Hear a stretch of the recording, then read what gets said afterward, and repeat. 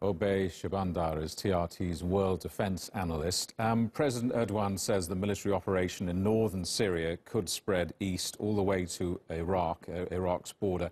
What kind of logistical military undertaking is that? Because it's a huge area, isn't it?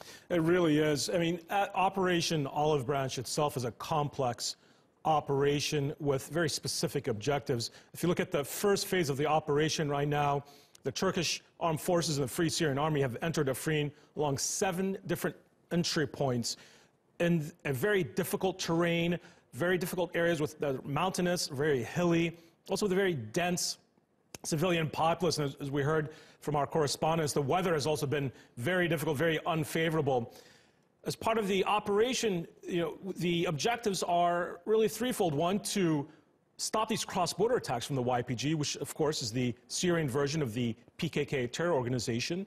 2, to work with the Free Syrian Army to liberate and end the oppression of the Syrian citizens that are living in these areas that are occupied by the YPG.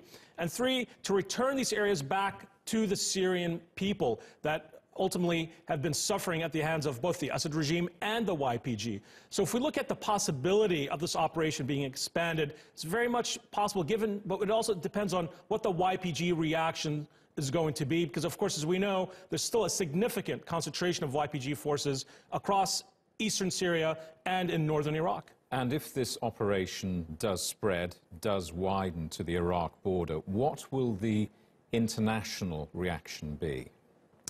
Well, we've seen recognition by the international community that the PKK, which has headquarters in the Kandil Mountains in northern Iraq, and by the way, many of those PKK fighters that were trained in the Kandil Mountains in northern Iraq ended up both in southeastern Turkey and in northern Syria, and some of whom are actually in Afrin today. We've seen in the past, there is a recognition by Turkey's partners in the West, in Europe, in the US, that the PKK is a terror organization. However, we have seen calls from Washington for Turkey to slow down Operation Olive Branch. We've seen some criticism from the Americans, from the US government, that this operation is a distraction against the counter-Daesh campaign. Of course, Ankara's response is, you can't fight one terror group with another terror group, that you have to fight the root causes of the problem that allowed Daesh to expand. And of course, the atrocities that are being committed in Syria at the hands of the YPG and the Assad regime and the chaos that's ensued allowed Daesh to expand. So there has been criticism from multiple Western capitals for this operation, but it seems that the Turkish armed forces and the Free Syrian Army allies are going to move forward regardless. And while we've been on air, we've had this breaking news of the telephone conversation between Washington and Ankara. Your response to that, your reaction to that? Well, frankly, the notion that this operation, that Operation Olive Branch, targeting the YPG and Daesh, somehow loses sight of the main focus of the fight against Daesh, I think is faulty. We heard from the Americans that Turkey should keep its eye on the ball as Daesh is on the verge of defeat in Iraq and Syria, that somehow this operation will distract from this effort. Frank, look, I've been in the field in Syria, I've been in the field in Iraq, and you can't just look at what's happening in Syria in a vacuum, solely focusing on Daesh without looking at the broader context of how these extremists came about, how these cross-border attacks lead to even more extremism, I think is absolutely myopic. Is a confrontation with the US still possible?